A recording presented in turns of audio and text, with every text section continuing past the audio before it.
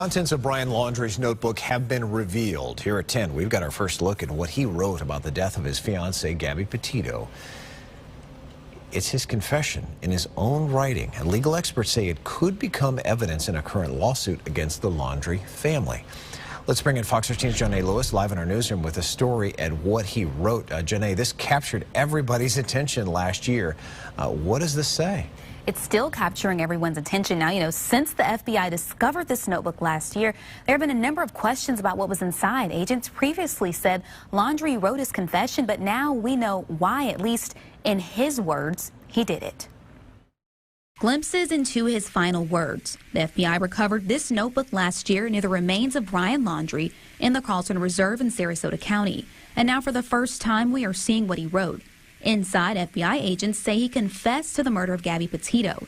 In the pages publicly released, Laundrie writes, "I ended her life. I thought it was merciful, that it was what she wanted, but I see now all the mistakes I made."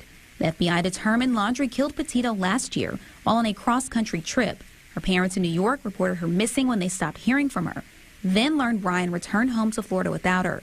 Searchers found her body in Wyoming, and a coroner said she was strangled to death. Laundrie called her death an unexpected tragedy, saying Petito was hurt while they were at a park in Utah. He said he didn't know the extent of her injuries, but knew that she was in extreme pain, saying, "From the moment I decided, took away her pain, I knew I couldn't go on without her," adding, "I am ending my life, not because of a fear of punishment, but rather because I can't stand to live another day without her. I've lost our whole future together, every moment we could have cherished. I'm sorry for everyone's loss."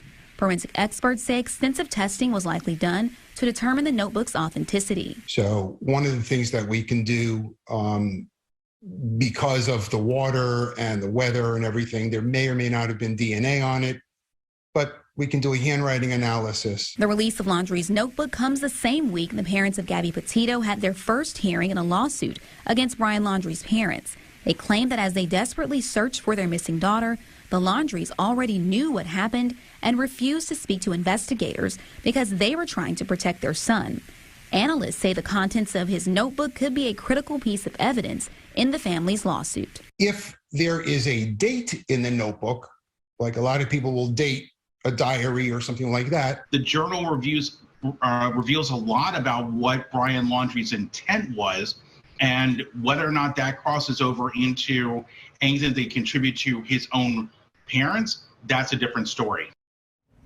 Now, Brian's parents want the lawsuit thrown out. The judge says he'll decide in the next 2 weeks whether the case will proceed to a jury trial. If this happens, this will occur sometime in the next year. So, Mark, still a lot more unfolding and developing with this story. There's so much to unpack there, so and much. To go back to where we were when all this was happening, to try to get in his mind. It's a grand tragedy for sure. Janae, thanks.